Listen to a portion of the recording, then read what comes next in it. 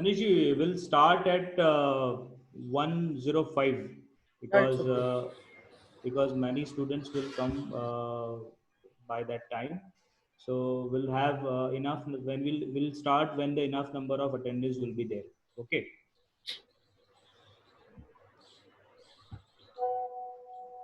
Manish, can you hear me? Yeah, I hear you. Okay. Visharji, this is Avinash Pudar. I want to ask you Yes, sir. something. Please, sir. Please. Like the session is from 1 to 2:30, correct? Yes, sir. And the question answers have to be taken within this time limit, correct? Yes, sir. So So I will be completing by 1:15 around, and then for 15 minutes we can have queries. 2:15, sir. 2:15. Yeah, 2:15, correct. Yes, sir. So 2:15. around 2:15, when you complete, then I will open the webinar for the Q&A round. Sure. ठीक है. Okay, Okay. sir. Okay. Yeah.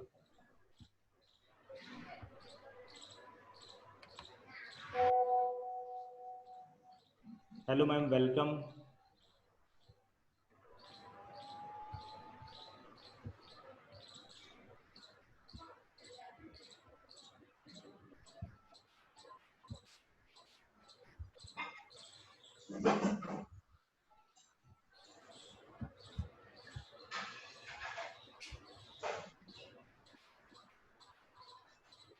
Hello, ma'am. Welcome. Welcome to the webinar. Thank you, Visharad ji. And I welcome CA Avinash Poddar ji also. Thank you so much, ma'am. Thank you. So, ma'am, we decided to start at 10:05. Till the time students will join the meeting. Yes. Okay, so I think the broadcast has started already because we are live on Facebook. So we'll start within few minutes now. Okay. Hanji. I think we got 12 attendees. Yes. Okay. So slowly all the other people will also join gradually. Yes, ma'am. So we'll start within 3 to 4 minutes, ma'am. Okay. Hanji, bilkul.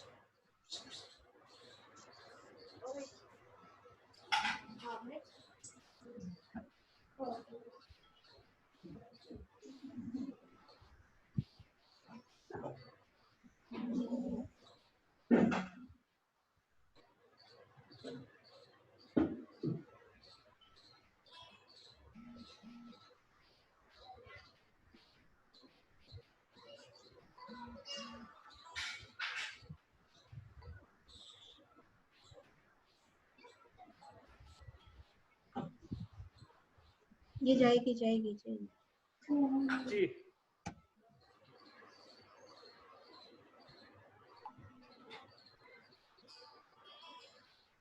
Hello. Yes, sir. Welcome to the webinar, sir. Thank you so much. ये वो कहाँ है? सूरज sir कहाँ है? सूरज sir, Manish ji हैं. Sir good afternoon. Everything is fine. Everything is fine sir. मैं वो slide लगा के देखूं? हाँ सर, अभी लाइव है. मारना एक तो मारना आज मत अपने हाथ में दर्द है वो.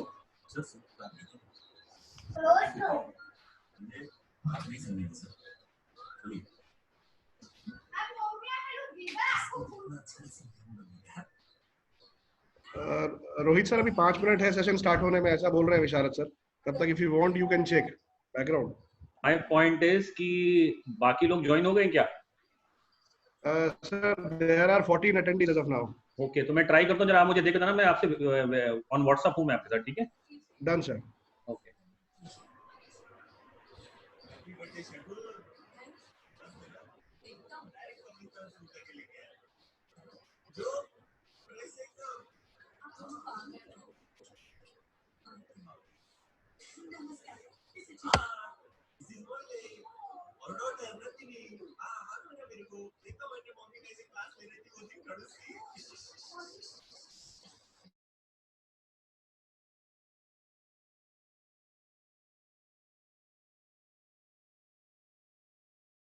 Suraj sir, can we start now? Yes, sir. Okay.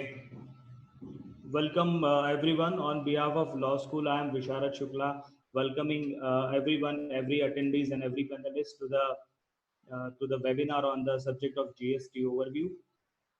Welcome Dr. Rohit Singh to the webinar, Dr. Shilpi Sharma, and all the students, my dear students. Today we have an opportunity to hear an eminent speaker, CA Dr. Avinash Poddar. Let me take this opportunity to introduce him. Sir has done his doctorate degree on the indirect taxes. He is a chartered accountant as well, and he currently is practicing as an advocate in the field of indirect taxes, commercial laws, and cyber crimes.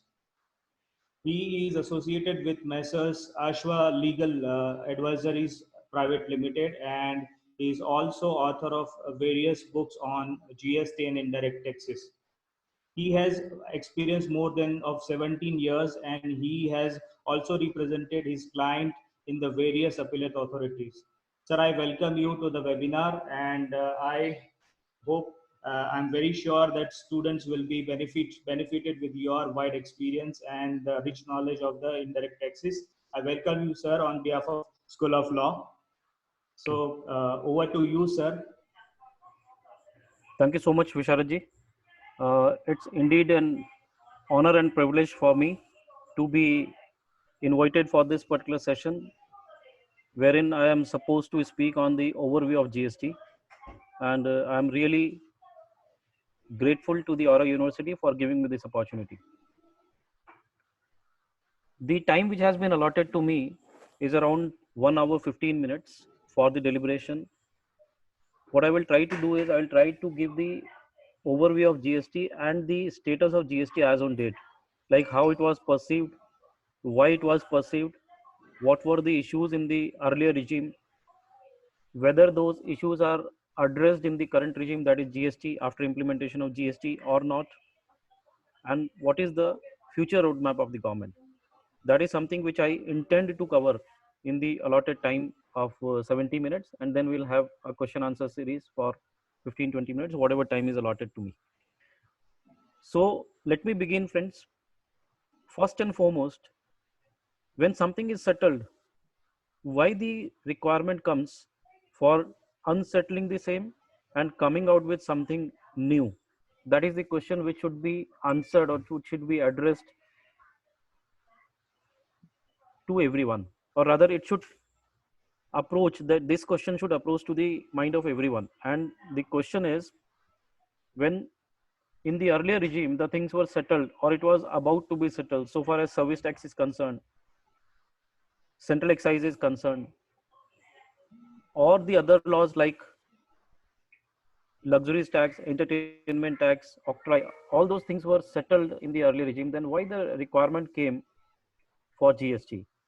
The simple answer is that we are a progressive country and we have to see the other countries which are developed or which are developing at a faster pace. There are two kinds of taxations under Indian scenario. One is direct tax and the other one is indirect tax. Direct tax means which is directly applicable to you and it is borne by you out of your own pocket. That is direct tax.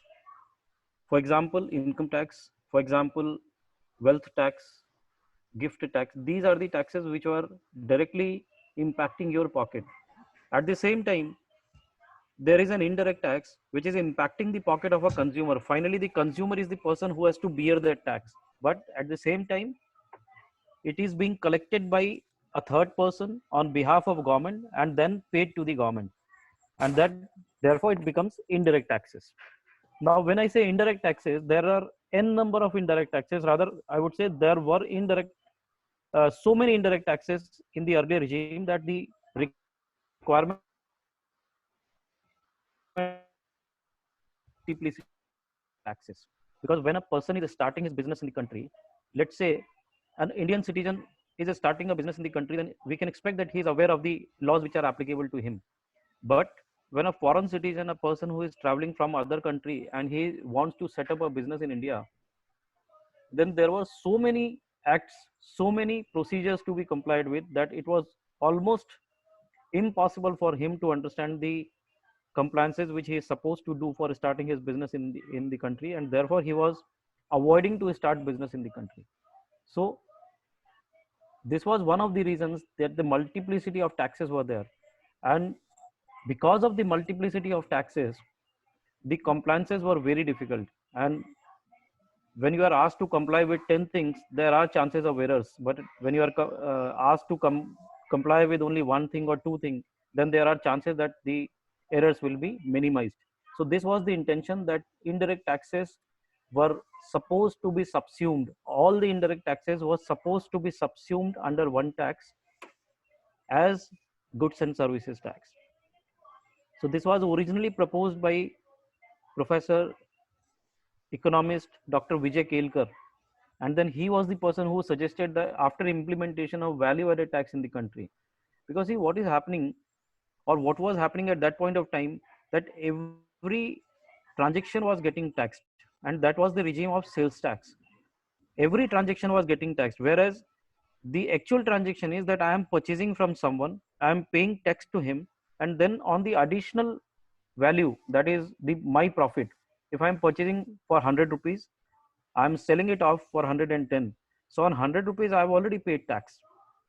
There is no point in asking me to pay tax on the entire 110 rupees again. So because of this, the sales tax regime was gone, and then it was replaced by the value added tax, wherein the difference, that is only 10 rupees was supposed to be paid, or tax on 10 rupees was supposed to be paid by the taxable person. So this was the regime of value added tax. It got implemented in the entire country in around 2003. It started from almost 1999, and then it completed by 2003 in the entire country. After this was completed, this entire exercise was done. In and around 2006, Dr. Vijay Kelkar has suggested that in India, if we want to have investments of foreign ventures, and you want to invite the foreign businessman to the country for the purpose of starting their businesses, then in that case we'll have to simplify the compliances under the indirect taxes. And so he suggested that there should be only one tax. There should be only one tax. There should not be excise, there should not be service tax, there should not be luxury tax, entertainment tax, and so many taxes imposed on one person. Let us subsume all the taxes into one tax. I'm again repeating, let us subsume all the taxes into one tax, and that tax should be known as goods and services tax, because there can be supply of only two things, one goods or services. Either it can be a goods or it can be service. That was the proposition given by Mr. Kelkar. But as we all know, and we need to appreciate that we are living in a country which is a federal structured country. Our constitution and our base is federal structure. And what is federal structure? Federal structure is nothing but where the center as well as the state, the country is divided into multiple states. So center as well as the state has the power to enact its own legislature and impose and levy taxes according to the legislature. So because of being a federal structure country, the proposition of subsuming all the taxes into one and giving the power to the central government to collect and levy tax was, I would say, not denied, but was not agreed and accepted by all the states. And because of that, the GST got delayed. Otherwise, it would have came in 2009. It got delayed by almost 8 years because of this. And the other reason was that the constitution also was not permitting this kind of law. So now the first reason why GST was proposed was multiplicity of tax. So I believe we all are clear that multiplicity of tax is the reason why GST was proposed. Now, if I say second reason for the proposition of GST, then it was cascading impact of taxes. Under the prior regime, when I was procuring goods from one state and I was in the other state, let's say I am procuring from Maharashtra and I am staying at Gujarat. So what was happening? A central sales tax levy was there. Central sales tax levy was there, and whatever taxes I was paying as central sales tax levy, the credit of the same was not given to me in the state of Gujarat at the time when I was selling the goods to the customer in Gujarat. So what was happening? Let's say I purchased for 100 rupees. The tax was 2%, that is 2 rupees. When I was selling these goods in the state of Gujarat, then that 2 rupee credit was not given to me, and it was getting an impact and getting an addition to my cost. At the same time, the tax on tax was being applied, and this was the impact of cascading. So as to avoid the impact of cascading, the GST was proposed. Now when I say so as to avoid the impact of cascading, what does it have the impact? The first and foremost impact was it was making the cost higher. So for consumers, the goods were making were being costly. Number one. Number two, when the goods were costly, it was making us difficult or making the business difficult for us in the foreign countries. We were not in a position to export because our cost was on a higher side. So the government thought about it, and they have thought of a process wherein the cascading impact can be eliminated to the best of the possible extent. But what has happened, that we'll discuss after some time. But the intention was to remove the cascading impact, and therefore the GST was introduced. And you might have heard a slogan of the Honorable Prime Minister. It is always said with GST, one nation, one tax. The intention was from wherever you purchase, from wherever you procure, and to wherever you sell, the cost will be same, the rate of tax will be same, the impact will be same, and the credit shall be given across the country. Meaning thereby now, after implementation of GST, you can purchase from any state and sell it in any state. You will certainly get the credit of it. Meaning thereby, let me put another example. If I'm procuring from Maharashtra, as I mentioned in the earlier regime, when I'm selling in Gujarat, then earlier in earlier regime I was not getting the credit, but now in GST I will be getting the credit of that, and therefore the tax on tax will go away. My competitiveness will increase. My cost will come down, and therefore I will be in a better position than I was in earlier regime. So this was the second reason. So first was multiplicity of taxes. Second was the cascading impact. Third reason was under the earlier regime. See, as I specified, that there can be the supply or sale of either goods or provision of services. The third thing is not there, either goods or services. But in the earlier regime, there were many situations, many circumstances wherein, because of the procedure and the process and the provision of the law, a same goods or a same transaction was regarded as goods as well as services. Let me put an example. Design service, it was taxable under service tax as service, whereas it was also taxable as goods in value added tax. A software supply, a software, when it is not a customized software, it's a package software, let's say Tally. If it is a package software, then excise was also levied and service tax was also levied, meaning thereby, and VAT was also levied, meaning thereby it cannot be a goods or services both at the same point of time. Something cannot be goods and services both, and because of that, the issue was for classification. Like, let me put an example so that you will be more clear about it. In earlier regime, what was happening? Let's say there was a situation of works contract. What is works contract? Works contract is, I am providing a service to you. You have appointed me as a, let's say, carpenter. You have said, I want this table to be like prepared by you. A table, entire material has to be supplied by you, and tell me the cost. So I've given a cost of, let's say, 10,000 rupees. So out of that 10,000, the service cost as well as the goods cost, that is the wood cost, will also be included in that 10,000 rupees. And therefore this becomes a works contract. Works contract means what? You are providing a service to me, but at the same time the goods also are being supplied, or the ownership of goods which belong to you is also being supplied under that contract. It becomes a works contract, and therefore VAT, yani value added tax, as well as service tax, both was levied. Now see how it was levied. Let's say the contract was of 100 rupees. Out of this 100 rupees, service tax was levied on 30 rupees. It said, service tax provision says, that we will be expecting that 70% was for material and 30% is for services, and therefore we will be imposing tax on not 30%, 40%. It was 60-40. So they will be imposing tax on 40%. At the same time, value added tax said that we will be assuming that out of this 100, 70 rupees is the cost of material, and therefore they will impose tax on 70 rupees. So what is the final outcome? 70 rupees on 70 rupees the value added tax was imposed, and on 40 rupees service tax was imposed, whereas the contract was only of 100 rupees. So are you getting the point? That a contract of 100 rupees was taxed at 110 rupees, 70 rupees value added tax and 40 rupees service tax, 110 rupees.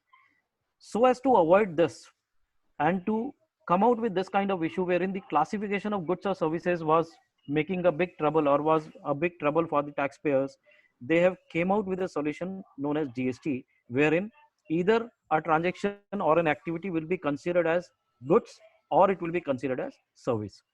So friends, we have discussed three reasons why GST was introduced. One, multiplicity of taxes. There were so many taxes, and out of those multiple taxes, around 17 taxes have been subsumed under GST. One. Second was the cascading impact. That was one of the major reason why GST was introduced, because it was increasing the cost. It was impacting our, what I can say, capabilities of exports. It was making the other country businessmen difficult. The life was being difficult for them. So cascading impact was the second reason, and the third reason was the classification amongst the goods and services. That again was an issue in the earlier regime, which has been now to a large extent resolved by way of introduction of GST. And the fourth and the last reason, as per me, fourth reason for imposing GST or proposing GST was that the cost of production was on a higher side because of the commutation cost, transportation cost, and the transportation time. Just let me give you an example. A transportation from Delhi to Bombay by truck, because transportation vehicle was carrying the goods from Delhi to Bombay. Let us take this example. It was taking almost, like, it's around 1400 kilometers, and it was taking almost 3 days from Delhi to Bombay. Whereas in other countries, the similar kind of transportation was at least 800 kilometers, 700 to 800 kilometers per day, meaning thereby the transportation would have been in maximum 36 hours, whereas in India it was 72 hours, or rather more than that. Reason was the multiple checkposts at every state when we were crossing, because of the multiplicity of value added tax. Because for every state there was a value added tax imposed, and each time I'm crossing a barrier, like from Delhi, if I am starting and I'm coming to Bombay, how many states I have to cross? First Delhi state, then Haryana, then goes to UP, then it goes to Rajasthan, then it comes to MP, then from MP to Gujarat, and then from Gujarat to Bombay. So these many states were supposed to be crossed by a vehicle who started his journey from Delhi and coming to Bombay. And because of that, a lot of time was being wasted. You might have seen long queues in all those Cheknaka areas. So because of that, a lot of time was wasted. The cost was wasted, driver cost, the petrol or the diesel cost, the production cycle, and the availability of goods cycle.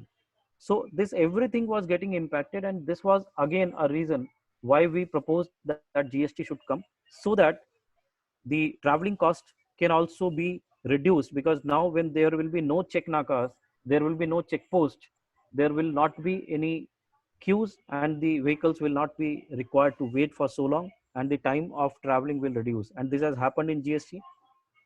When we say one nation, one tax, then you will really appreciate this, that there is no check post after the implementation of GST. Now there is a concept of e-way bill.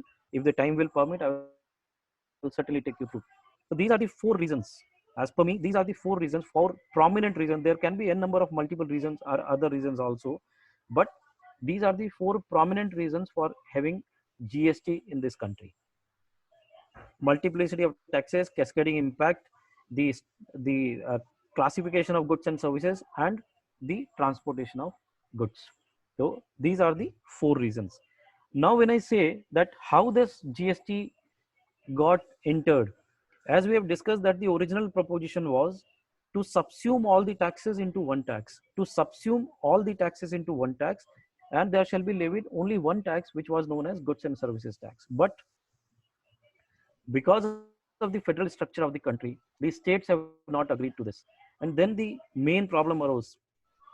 We found out a solution wherein there are other countries which have GST and at the same time are having federal structure, like Canada.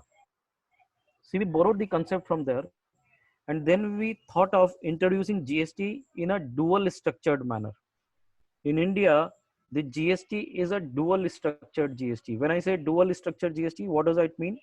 It means that both the center as well as the state, I'm repeating, both the center as well as the state will or will be allowed to levy and collect tax on one transaction simultaneously. That is dual structure, dual GST. Meaning thereby, see, what was the loss to the state? If let's say their powers were given to the center as per the original proposition, what was the loss to the state? They were afraid that their revenue may go away. So because of that, they wanted to have their revenue secured. And what was the revenue in the earlier regime for the state? The value added tax. Central excise service tax was never the levy of, or never the what I can say, the resource or the income of state.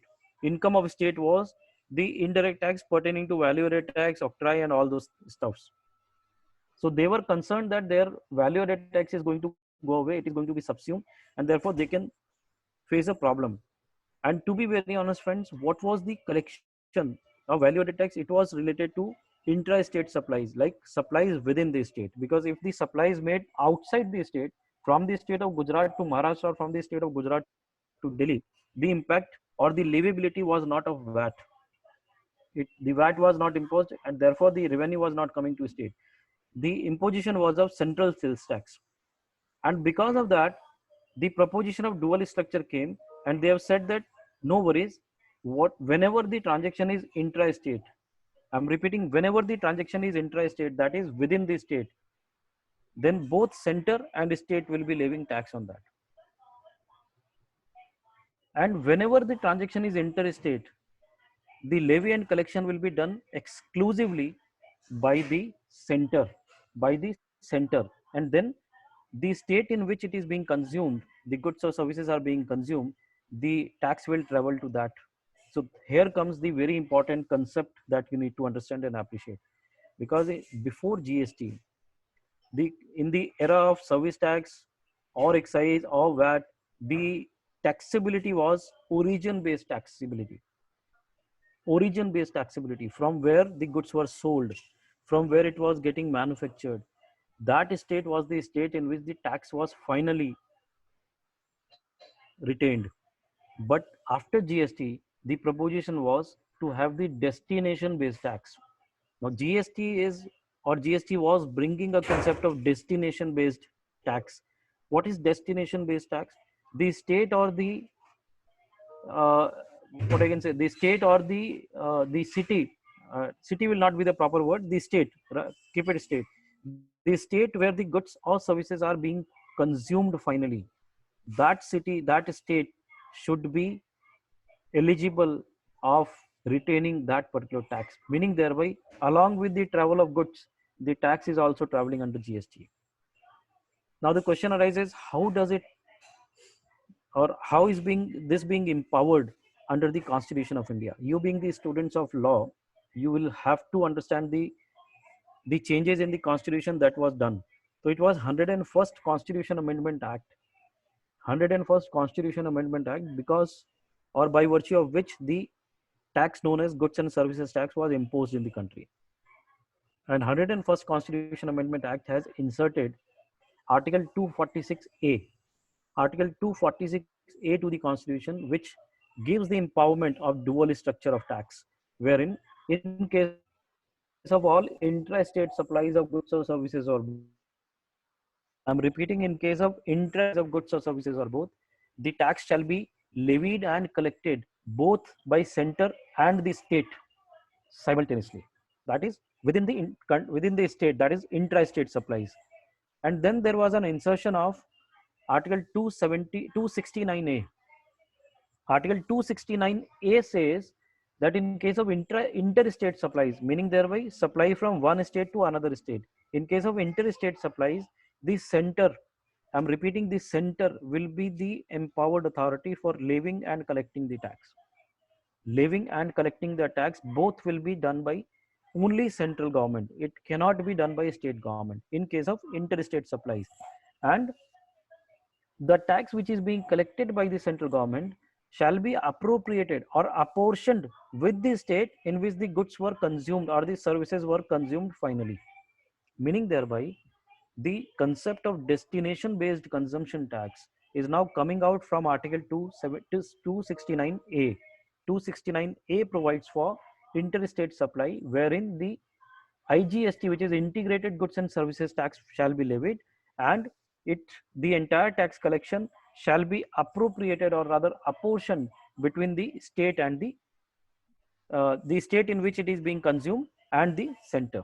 So that was Article 269A of the Constitution of India, which was inserted by 101st Constitution Amendment Act.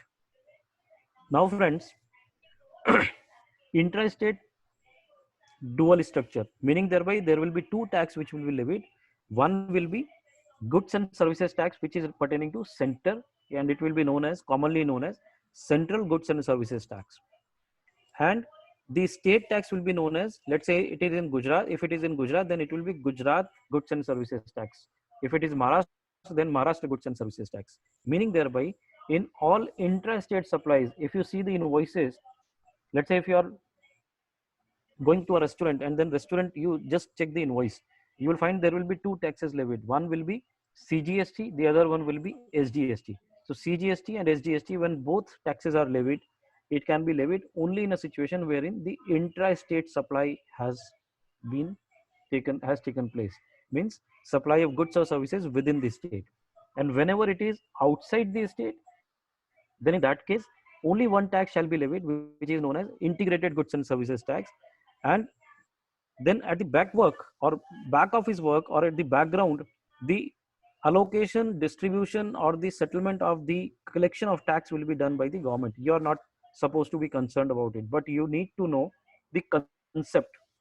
And the concept says that the integrated tax collected by the central government has to be apportioned and shared with the state in which the goods or services are being finally consumed. And therefore, this brings a concept or the pattern of taxability of GST as per the destination.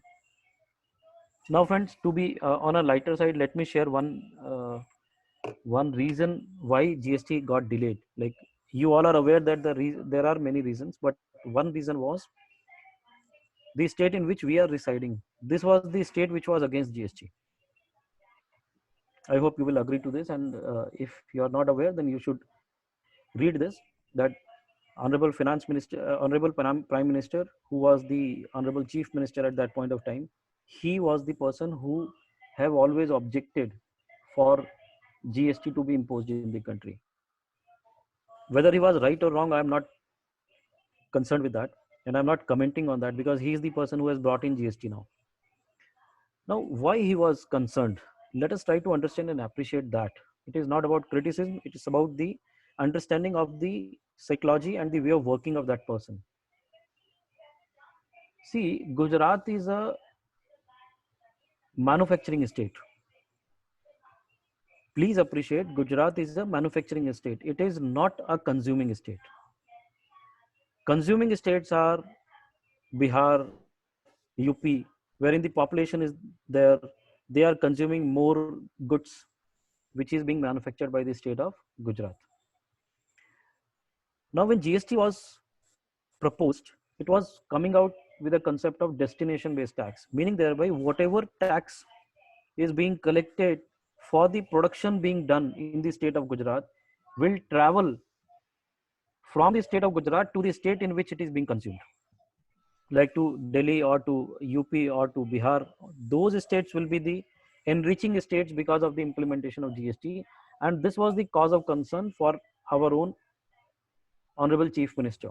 And therefore, he said that because of the concept of destination based consumption tax, this will create a problem in revenue for the state of Gujarat, and therefore we should not have, or we should not permit the implementation of GST. This was one of the reasons. There are a number of reasons along with this, but this is one of the reasons, and the most prominent reason was this. And therefore, there were many states which were objecting, and all those objects, if you see the history, all those states were the manufacturing states. So please appreciate and please understand that Article 269A, which speaks about the integrated goods and services tax. And let me share one more thing.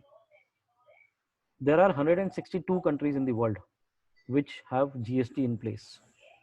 162 countries in the world which have GST in place. We have, I would not say copied, but we have borrowed the concept of GST from multiple countries. But one thing we have new, and that is what is integrated goods and service tax. Across the world, wherever we go, even if the country has a federal structure and a dual type of GST, like we have CGST and SGST, in those countries also, there is no concept of interstate supply and the levy of IGST. Now we came out with this concept of IGST as a unique concept, and believe me friends, most of the litigations and most of the disputes will arise because of this IGST and CGST, SGST classification, because the determination of place of supply is going to be one of the biggest challenge for the taxpayers. Anyways, let me move ahead. So these were the two constitution amendments which were the prominent and which brought in the concept of GST. And now please appreciate that there is a schedule which is Schedule 7 to the Constitution. You all are students of law, so you might be aware of that. Schedule 7 speaks about 3 lists for the taxabilities. One is union list, then the state list, and the third one is concurrent list. You will be surprised to know, friends, prior to introduction of GST, there was no entry in concurrent list. What is concurrent list? Wherein the power has been given both to the center and the state to levy tax. Now, in union, you will be finding the entry for service tax. You will be finding entry for central excise, customs. In the state list, you will be finding the entry of value-added tax, property tax, octroi, and so many taxes. So those lists were already there, union and center, union and state. But the concurrent list was an empty list. Now GST is the first entry, I would say, in the concurrent list, wherein a single transaction will be taxed both at simultaneously at one point of time, both by center and the state. Moving ahead, the third major insertion in Constitution by way of 101st Constitution Amendment Act was Article 279A, 279 capital A, which has given birth to the unique concept autonomous body, which was known as, or which is known as GST Council, Goods and Services Tax Council. Please, again, I would reiterate and I would request each one of you, if you want to understand GST, please go through and please start reading GST from scratch, from the history of it. And Article 279A has given power to the GST Council to decide anything, I'm repeating, to decide anything and everything with respect to GST. Meaning thereby, anything and everything in respect of GST, whether it is leviability, whether it is exemption, whether it is rate of tax, whether it is simplification, or whether it is any prosecution provisions or any provisions, anything and everything pertaining to GST has to be recommended by the GST Council, has to be recommended by the GST Council. Unless they recommend, nothing is going to happen. And therefore, please appreciate, friends, that GST Council is the supreme body under GST, topmost body. It is the council who decides. You might have been getting knowledge of or getting the news wherein you might be getting awareness about that GST Council has introduced this, GST Council has done this, GST Council has done this. What is GST Council? It is inserted as an independent structure, it is an independent body by Article 279A of the Constitution of India. So friends, this was all about how the Constitution was amended to allow the country to bring GST law. So up till now, what we have tried to discuss is we have tried to understand what are the reasons why the GST has been introduced and how the Constitution amendment has been done.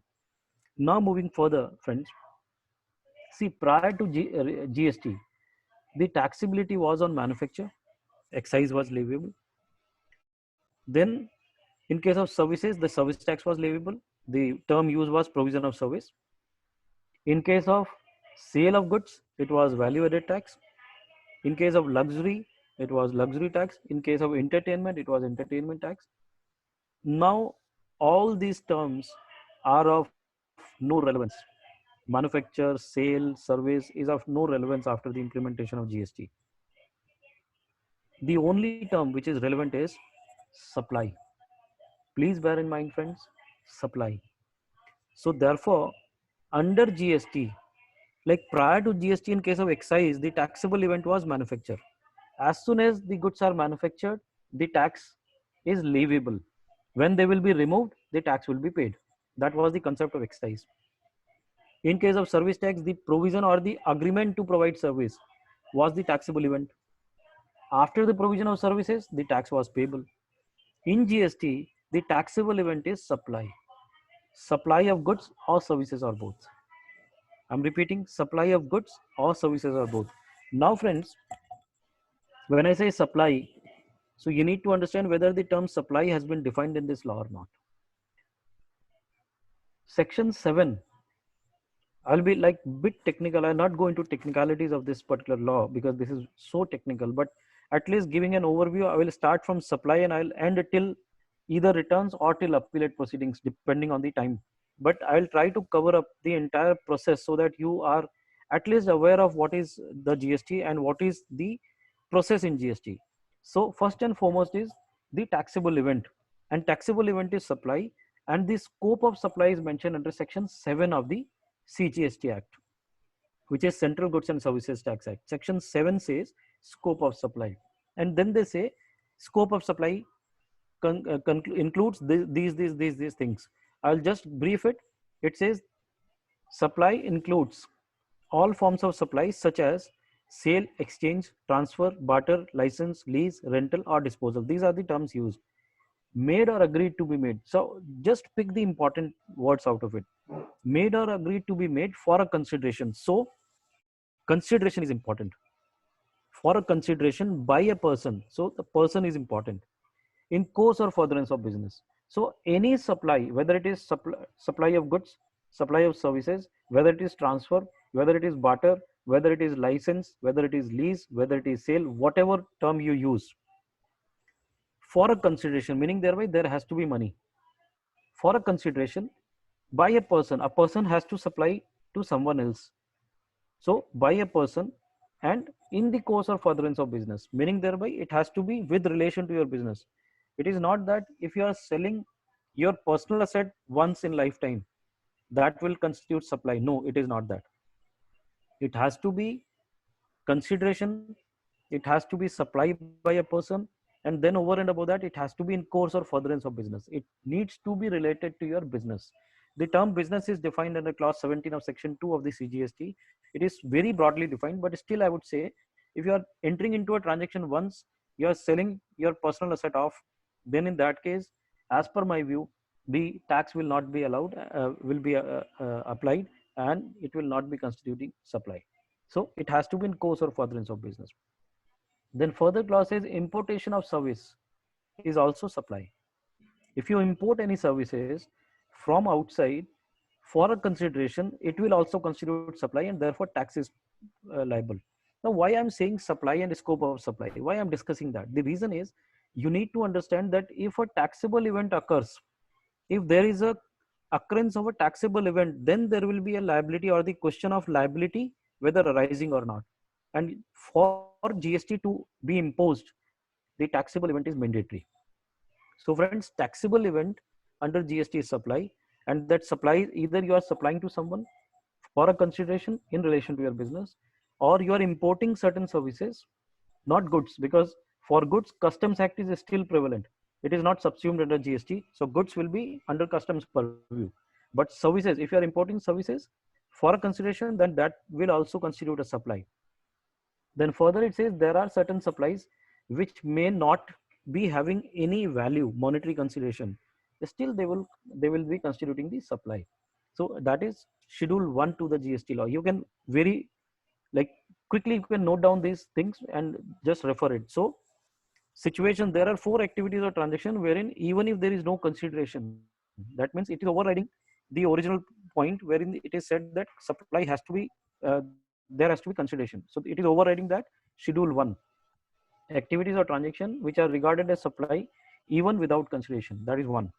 Schedule 2, we discussed while discussing the reasons why GST is there, and one of the prominent reasons was the classification amongst the goods and services.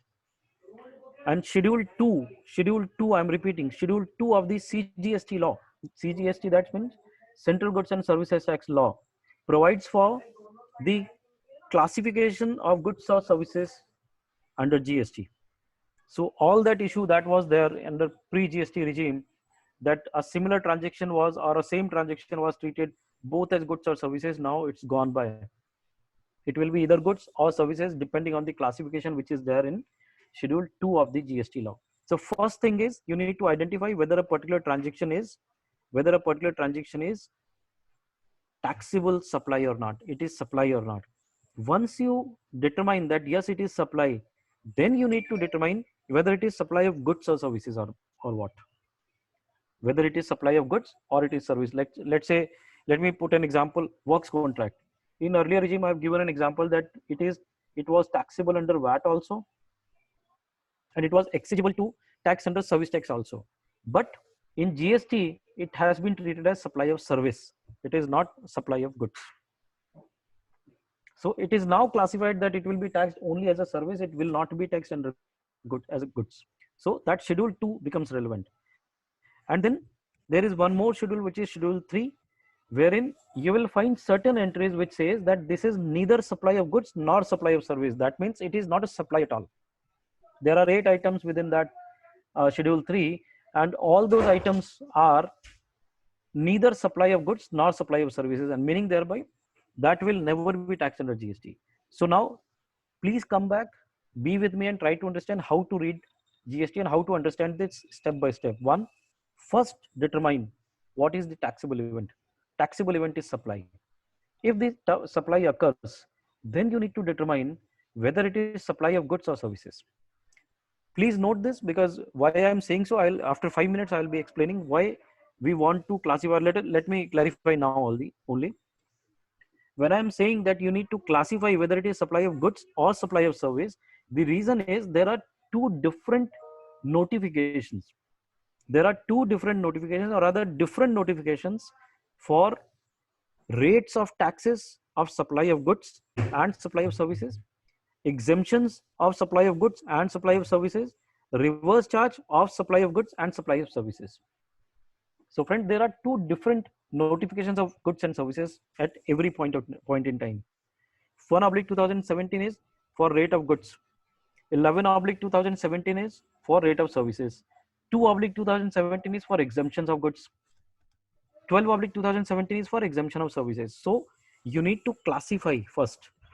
Yes, you agree that this is a supply. It is a taxable event. After agreement that this is a taxable event, then second step has to be whether it is a supply of goods or services. If it is a supply of goods, go to the notification of goods and see what rate is applicable, whether exemption is there or not. If it is a service, then go to the notification of service and find out the taxability or the exemption. Am I clear to this? So this is the second step. After identifying the taxable event, you identify whether it is supply of service or supply of goods. Then once it is determined that this is supply of goods or supply of service, you need to determine the rate which is applicable. After determination of rate, you need to determine the value on which tax has to be paid. And at the same time, as a parallel exercise or simultaneous exercise, you also will have to see the exemption notification, because something can be exempted also. It is a supply, no problem. It is supply of services, let's take for example, but there is an exemption notification for supply of services for, let's say, healthcare services by a doctor, advocate services. So you need to see the notification of exemption. If you're covered into that notification, the chapter ends there. The chapter ends there. You are not supposed to pay any tax. Do not comply with any GST law. But if it is not there in the exemption list, then you find out the tariff of taxable rates, apply those rates and the value. So for this, friends, next section, which is going to be very important, and I would request you all to read that, is section 9 of the CGST Act. After section 7, please read section 9 of the Act. Section 9 provides for the levy and collection of tax. Yani backbone. This is the backbone of GST. GST can be imposed on a taxable event, that is supply, but it has to be read with section 9 compulsorily. So section 9, what does it say? It says that there shall be levied a tax. I'm reading it verbatim. I do not have any material, but just be with me and try to understand. It says there shall be levied a tax known as Central Goods and Services Tax on all intra-state supplies, other than alcoholic liquor for human consumption. So please bear in mind that alcoholic liquor for human consumption is out of GST. There is no GST leviability on this. So it says the charging section, the levy section says there that on all intrastate supplies except alcoholic liquor for human consumption, there shall be levied a tax on a value as per section 15 and at the rate as per specification or notification on the recommendation of the council. I'll just stop here. So for all taxable persons, once it is identified that the supply has happened, you need to identify on what value the tax has to be paid. So GST, again, I would say, is very simple. It is not at all complicated so far as value concept is there. In GST or after GST, the transaction value becomes the value of supply. The transaction value becomes the value of supply. There is no concept of market value. There is no concept of MRP, nothing like that. It's a transaction value. You have to pay tax under GST at the rate which is applicable to you on the transaction value. And transaction value is the value on which you are entering into the supply. Now, there are two conditions attached to it, which says if the supplier and recipient are related parties, or if the consideration which has been given is not the sole consideration, then in that case, the transaction value will not be the value of supply. Please understand. In that case, wherein two conditions are not being satisfied, then the value of supply will not be the transaction value. It will be the market value or as per the valuation rules. That is the provision of section 15 subsection 1, which says value of supply. I'm again reiterating, the transaction value is the value of supply under GST. Let me put an example so as to make you understand the what I can say, the simplicity of this particular provision. It says Avinash Podar has given a service to Mr. X at 1 lakh rupees. And at the same time, Avinash Podar has given the same service to Mr. Visharad at 1000 rupees. Now in the prior regime, that is excise service tax or value added tax or customs or other laws, the challenge which the assessing officer would throw on us will be how you can charge 1 lakh from Mr. X and how you can charge 1000 rupees for same services with Mr. Visharad. You cannot do that. It means that you have evaded tax. You have charged 1 lakh from Visharad Bhai also, and you have paid only 1000 tax on 1000 rupees, rest 99,000 you have taken in cash. That will be the allegation. But in GST, they cannot do that. They cannot allege on the basis of transaction value, because I am free to charge 1 lakh from Mr. X and 1000 from Mr. Visharad. But there cannot be a situation wherein Mr. Visharad is related to me, or the price which Mr. Visharad, that is 1000 rupees, which he is paying to me, is not the sole consideration. Let me put another example. When I'm going to let's say Chroma, and I'm purchasing let's say mobile is in huge demand nowadays. So let us say mobile. There can be two ways of purchasing a mobile. One, I went there. He said the cost of mobile is 50,000 rupees, but we are running a discount of 5,000 rupees. You pay 45,000 and take the mobile. I've paid 45,000 for him. For Chroma guy, the value of supply will be 45,000 rupees. And now the transaction value, because the same mobile he has sold to Mr. A at 50,000 rupees, but to me he has given 5,000 discount. So in books it will be 45,000. So 45,000 and 50,000 both are acceptable, because for me the Chroma guy is not related, number one, and 45,000 was the sole consideration. I have not given anything over and above that 45,000 to him. Clear? So therefore 45,000 for me and 50,000 for Mr. A, both will be the taxable value of supply, and the tax will be levied on this. On the other hand, there can be another situation wherein I am visiting the same Chroma guy. He has sold to Mr. A at 50,000 rupees, that same mobile. And for me, he's saying, Avinash, what you can do is you give me your old mobile. You give me your old mobile and take this mobile at 30,000 rupees. So I paid 30,000 rupees to him. Now, whether this 30,000 will be transaction value, the answer is no. The answer is no, because over and above this 30,000 rupees, I have also paid in kind by way of giving mobile to him. That is an exchange offer. So therefore, for all these exchange kind of offers, the transaction value will not be the value of supply. This is a major issue which can be faced by the taxpayers now. It will not be a value of supply. The value of supply will be determined as the cash paid plus the value of mobile. It can be 10,000, it can be 15,000, maximum to the extent of 20,000, which is making the value equivalent to the amount paid to Mr. A, or it can even go to that, or go beyond that also. So I hope it is clear. Coming back to section 9, it said on all intrastate supplies, the tax will be levied on the value. So I have tried to clarify section 15. Section 15 specifies that the value under GST is the transaction value, provided these two conditions, that is, he is not related party and the value is the sole consideration. If these two conditions are satisfied, then the transaction value is the value of supply. If these two conditions are not satisfied, then we will have to go for the valuation rules of the CGST rules. Now, at the rate to be notified, this is the value under section 15, and the rate has to be seen 1/2017 or 11/2017, depending on the supply classification, whether it is supply of goods or it is supply of service. So friends, now up till now what we have discussed so far as technicalities of GST is concerned, the word supply, the levy and collection of supply, the value of supply, how it is to be determined, and what are the restrictions and conditions attached to it. Now let us move to another very important principle when I discuss that the another reason.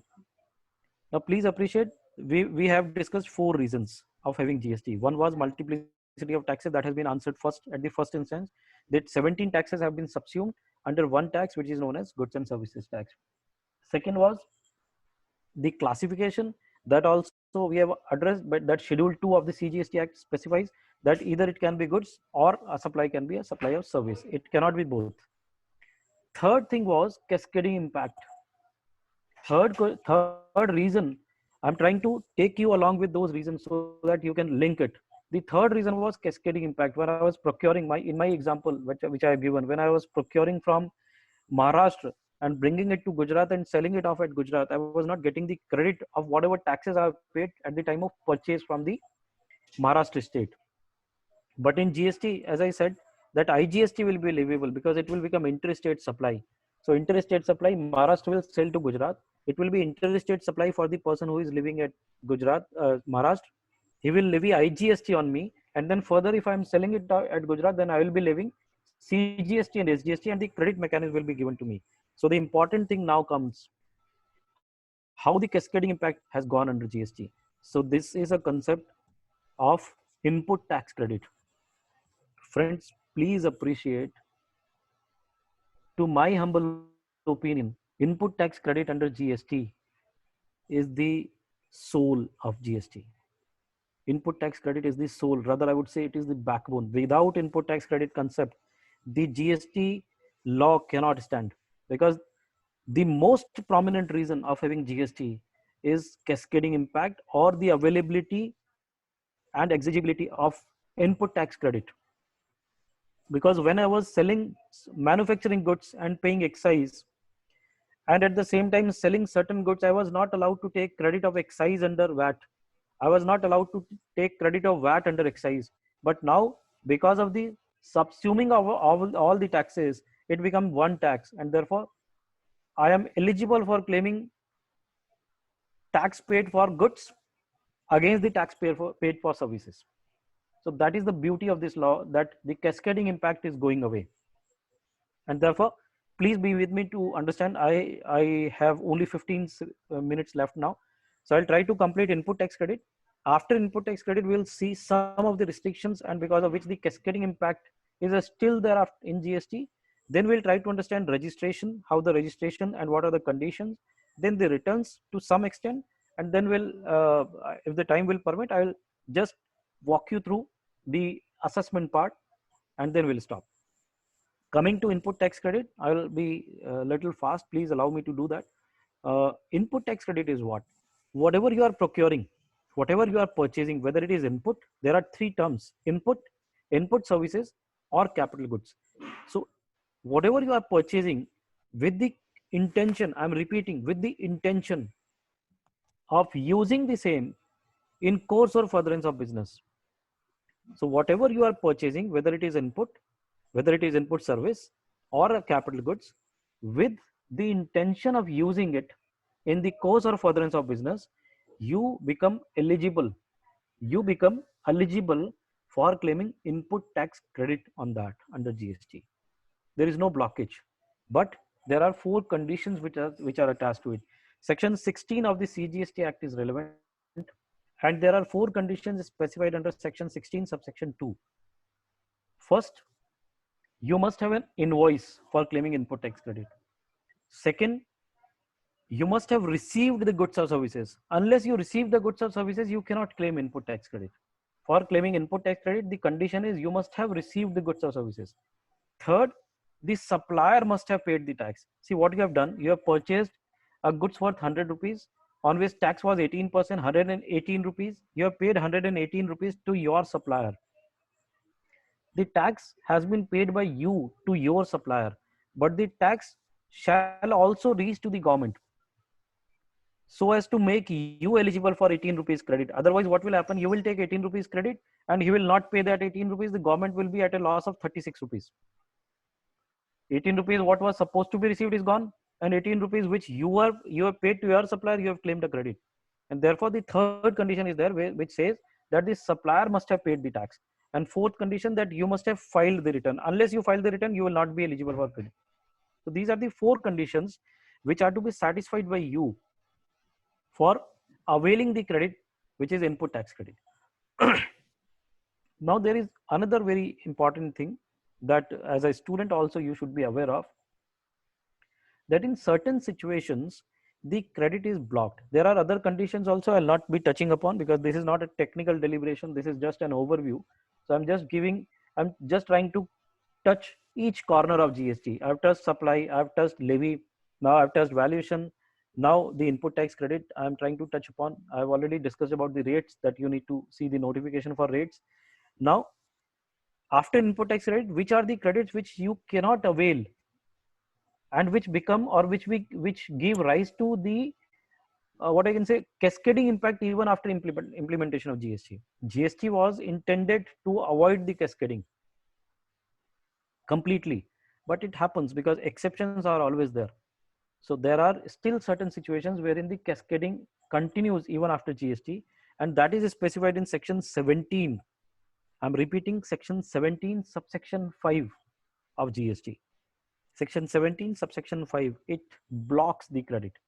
That is the blockage of credit under GST. And the first blockage is pertaining to motor vehicle. Let's say if you are procuring a car, if you are purchasing a car for traveling of your employees or for your own traveling, and that car is purely used for business purposes, but then also the credit will not be allowed to you. So that is cascading. You are eligible to claim the depreciation on in income tax, but credit of GST will not be allowed to you. The second which attracts to my mind or comes to my mind is works contract service. If I appointed someone for the purpose of works contract, now please bear in mind that works contract example I have given for furniture. The example which I have given at the point of discussion of classification between goods and services, I gave for a carpenter, wherein I was appointed as a carpenter and I have been ordered for creation or preparation of a table of 10,000 rupees. Under GST, the works contract is only pertaining to immovable property. It is only pertaining to immovable property. For movable property, that is furniture, the contract cannot be a works contract. So please bear in mind that in GST, the example was best suited in the earlier regime, but in GST, this example is not appropriate of furniture, because furniture is, even if it is with material, it is not included under works contract as per section 2 clause 119 of the CGST Act. So coming back to section 17.5, second restriction in input tax credit is works contract with relation to construction. Third is construction services. The best example can be, let us presume that Oro University is now starting a business center, on which GST is leviable. And for what I can say, for starting that business center, they want to construct a building. That building will be utilized for the purpose of running their own business center.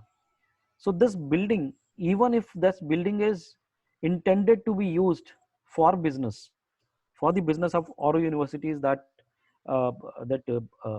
vertical of business, then also the credit will not be allowed.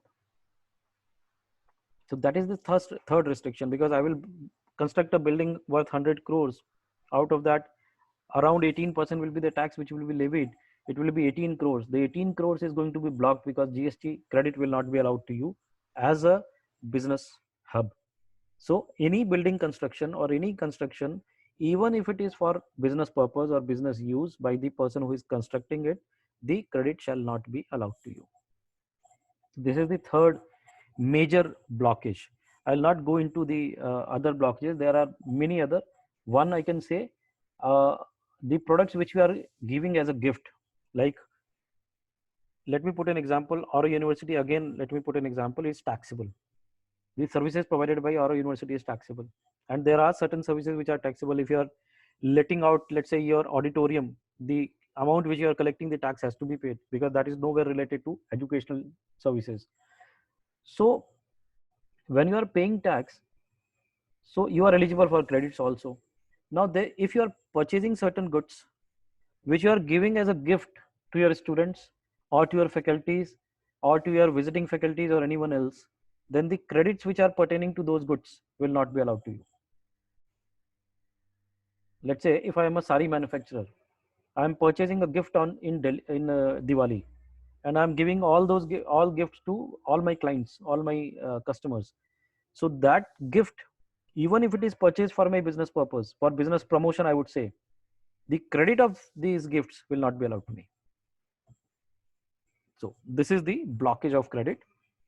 There are many other cases, but because of the paucity, I will not continue with that. Now let me move to registration part. So this was the entire structure. Now fourth reason we have discussed was one nation, one tax, that is transportation. And transportation, now they have came out with the concept of e-way bill under GST. If your value of supply exceeds 50,000 rupees, you have to carry an e-way bill, and that e-way bill will be electronically monitored. And then there will be the remote mobile vans in which the RFID will be installed, and on the basis of that RFID, they will come to know whether the vehicle which is traveling is having a e-way bill which is valid or not. So therefore, the time which was getting consumed in transportation of vehicles in the earlier regime is now reduced to a large extent. So these were the 4 reasons which I have tried to cover, along with all the provisions. And the provision of e-way bill is inserted by rule number 138 of the CGST rules, read with section 68 of the CGST Act. Now let me move to, I'll be exceeding by time by 5 minutes if I'm permitted to do so. I'll try to conclude by 2:20 maximum. So registration part, because we have discussed now supply, it's very sure that the transaction which I am entering into is supply. Tax has to be paid by me. The question arises how to pay the tax. For that, the prime condition is to go and get myself registered. Now, what are the conditions for registration? The law, section 22 of the law says that any person who is making a taxable supply, I'm repeating, any person who is making a taxable supply from a state is supposed to take registration in that particular state from where he is making a taxable supply if the aggregate turnover exceeds 20 lakhs. Meaning thereby, if my total turnover of the PAN number, aggregate turnover means PAN turnover, if the aggregate turnover exceeds 20 lakhs, then I will have to get myself registered under GST law. And this is a state-based law. So in every state, I will have to get registered from where I am making a taxable supply. Let's say I have an office in Gujarat, I have an office in Maharashtra, in Delhi, in Rajasthan. If my turnover is exceeding 20 lakhs, I need to take registration. Now the question arises, in which states I have to take registration? Where I have to take registration? Let's say I am making a taxable supply from Gujarat, from Rajasthan, but Bombay, that is Maharashtra, and Delhi are the satellite offices. I'm not making any outward supplies from that places. So I need to take registration only in the state in which I'm making taxable supply, that is Rajasthan and Gujarat. In rest of the states, I do have my office, but I'm not making outward supplies, and therefore the registration requirement is not there. Clear? Moving ahead, the procedure for registration, I will not touch upon that. Once you are registered, then the question comes, what is the basis of assessment under GST? The basis is self-assessment. The basis, again, I would reiterate, is self-assessment. Section 59 of the CGST Act. What is self-assessment? Self-assessment means you determine the taxability, determine the value, determine the rate of tax, calculate the tax, take the credit if it is available to you, and the balance which has to be paid, pay that. And this entire exercise is known as self-assessment. You have to assess your taxability, your credibility or input tax credit availability, and the liability on your own, and pay that or discharge that. That is self-assessment. And after this, now the government employees who are for the purpose of administration of this law are not the God. They are not God. So unless you inform them, they will not be in a position to ascertain that whatever you have informed is correct or not. So therefore, there is a concept of return. Once you are registered and you have paid the tax, you file a return. So there are 3 kinds of returns which are provided in the law. Although till date we are filing only one return. One is outward supply statement. Whatever supplies you have made to the third person, you file a statement for that. That is GSTR 1. Then there was a concept of inward supplies. You had to file a statement which was for inward supplies, GSTR 2, which is still not there after 33 months of implementation of GST. That form is not there. And then it was a consolidated return. It is GSTR 3, which still is not there after 33 months, because it was combining all outward and inward supplies and the differential liability and payment thereof.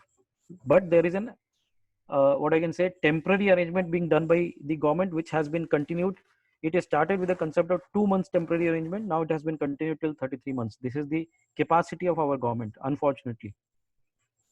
And it's very sad, but that form is GSTR 3B. So in today's regime, we are filing GSTR 1 and GSTR 3B as a return.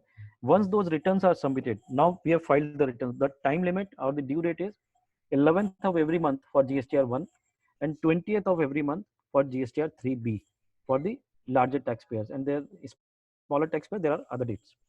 So I'll not dwell into that. Once returns are filed, it is self-assessed. Probability is that most of the cases will be through, and the department will not come out with any inspection or other actions. But in case the departmental officer has reason to believe, or if he comes out with a doubt, then he can scrutinize your return. He has the power of scrutiny of your return. He can scrutinize, and then if he finds that certain taxability has been avoided, or it has not been properly calculated, or you have taken wrong exemptions, or the rate which you have applied is a wrong rate, like it was, you have applied 12%, it was 28%. So he can raise a notice on you, which is known as show cause notice, and he can ask you to make payment against that show cause notice. Then it is not that as soon as you receive a show cause notice you will have to make the payment. Then there is a process of adjudication. You can appear before him, you can make your stand clear, why you have classified your goods at 12%, why not 28%, what were the reasons for that. There is no tax evasion, you have not intended to do any short payment of tax, and all those steps you can clarify before the government officer. And once you clarify, and if he is convinced, again I'm repeating, once you clarify and if he is convinced, then he will give a positive order wherein he will accept your return as it is. Otherwise he will raise a additional demand on you. Again you have two options.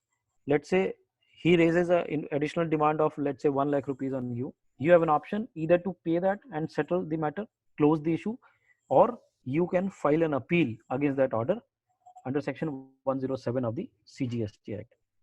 So friends, I will just summarize once again, and then we'll take the question answer, because GST is a sea ocean, and since last 5 years, rather I would say 6 years, I have not done anything else than GST. I completed my PhD also in GST. Rather, I would say I am the first PhD in GST in the country. But still, I would say it's so much to learn in GST. Whatever I could, whatever I thought was possible for me, I've tried to cover within this 70 minutes time. And we have tried to cover the reasons why GST was supposed to be there or proposed, then the constitution amendments, the 3 major articles which have been inserted. Then we have tried to cover the supply, the levy, the value, the rates which have been notified, and then thereafter we have tried to cover the registration part, input tax credit, and the assessments, that is returns and the procedures for assessment and appeals.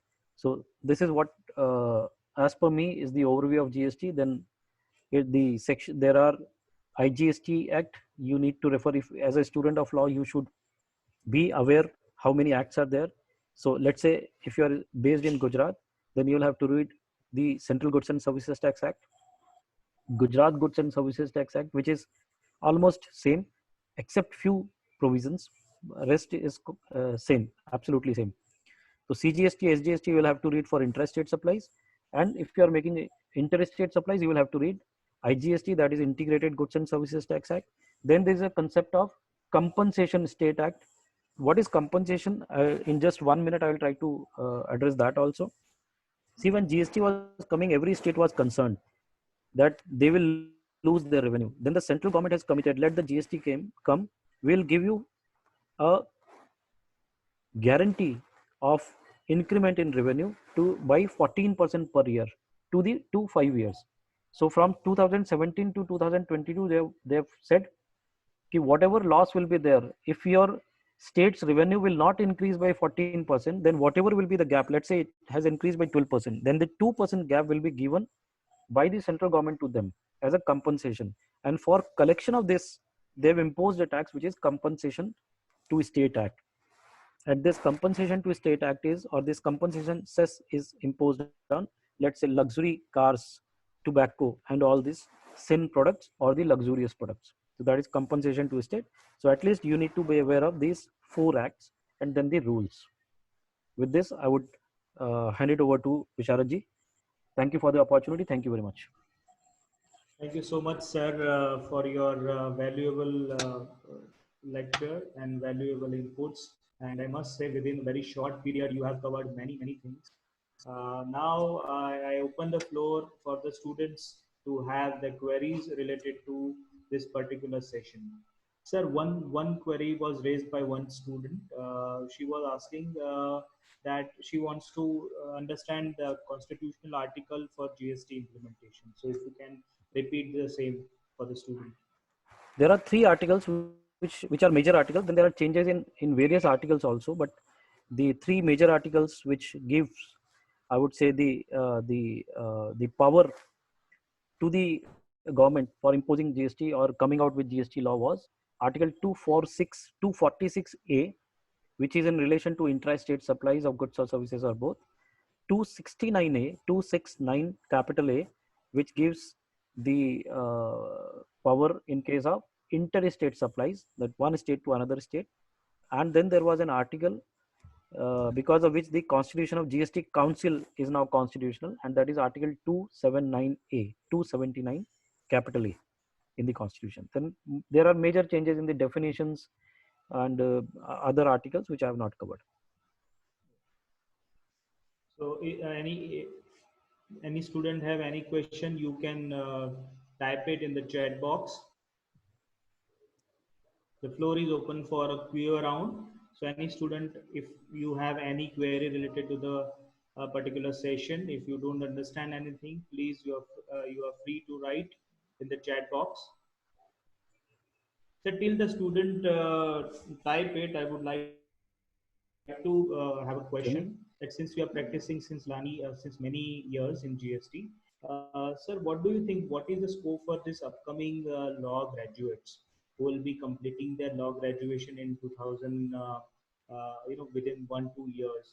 So, what do you think? What is the particular area which they need to focus on if they want to start their practice in GST as an advocate? Okay. First and foremost, let me share one thing. I practiced as a chartered accountant for 17 years. And then thereafter, since last 4 years, I'm practicing as an advocate. So one thing is very clear, there is a lot of scope for advocates. When GST came in 2017, I started practicing as an advocate in February 2017. It came in July 2017, meaning thereby I left my practice of CA of 17 years because of this advocacy practice. So certainly there is a big scope, but we need to understand and appreciate that there are two kinds of advocates. One is who has the implication of advisory and compliance, and the other advocate is who has the what I can say skill set and the mindset of litigations. So first and foremost, we need to understand our skill set. If we are into compliance, then also there is huge scope, because the registered number of taxpayers which were there in earlier regime was 69 or 70 lakhs around, and now it is 1.25 already, and we are expecting that this number can reach up to 3 crores. So the compliances are going to increase, and certainly the scope of advocates is going to be there. Over and above that, litigations, this is a new law which has unsettled all the earlier precedents, and because of that, even smaller issues are now going to become the litigative issues. And therefore, I believe that all the advocates are going to have wonderful future, at least for next 50 years. At least for next 50 years, we have the huge scope so far as litigations are concerned in GST. And over and above GST, you are aware that there are a lot of laws which are coming into the country, Benami transaction, then Black Money Act, then the IBC laws and all those laws, which certainly are going to have a lot of scope for advocates. Over to you. Thank you so much for the answer. Sir, one student has a query that he wants to know what are some of the most prominent issues in the litigation before the GST authorities and tribunals? There are lots and lots of issues. Every section, because let me share one of my experiences in the court. The honorable judge has commented after the court was about to arise. The statement which was given by the honorable justice, I will not name the justice, but he's from Gujarat High Court. He said that you advocates are going to challenge every provision of the law. Starting from section 1 to section 174, every provision is litigative. But yes, the most prominent challenges before the courts, so far as GST is concerned, one is GSTR 3B that I had challenged, and I have won that before Honorable Gujarat High Court. That was one of the biggest judgment of the GST till date. Now it is before the Honorable Supreme Court. that we have challenged that GSTR 3B is not a return. Then the blockage of credits, the condition for claiming credit. There is a third condition which I have shared, that out of 4 conditions, one was tax invoice, second was receipt of goods or services, third was that your supplier must have paid. We have challenged this provision. In my example, I have given an example that I have purchased from Mr. X. I have paid tax to him. Now he has not paid the tax to the government. The government should go and catch hold of that person. I'm not a policeman to catch hold of the supplier and make him pay. I'm not the authority, but the authority is certainly in a position to ask him to pay or to make him liable to pay. So I can only request. So since I have already paid the tax to him, there cannot be any blockage of credit for me. So this is again a judgment, again a matter which is being litigated. Then there is a case of refunds in case of Surat. We are litigating that matter. We have won in High Court and now we are in Supreme Court. So n number of matters are there, but majority of the matters are pertaining to compliance issues like input tax credits, transitional credits, the filing of returns. The system is not working in like last 33 months. It is very sad to say, but this is a fact that our country or our GST and goods and services tax network is still not stable, and we face lots of issues at the time of filing of return, filing of annual return, filing of audit returns. Every time there is huge mess, and because of that all the deadlines are getting extended, and this is a huge problem, and that is also litigated before the various high courts.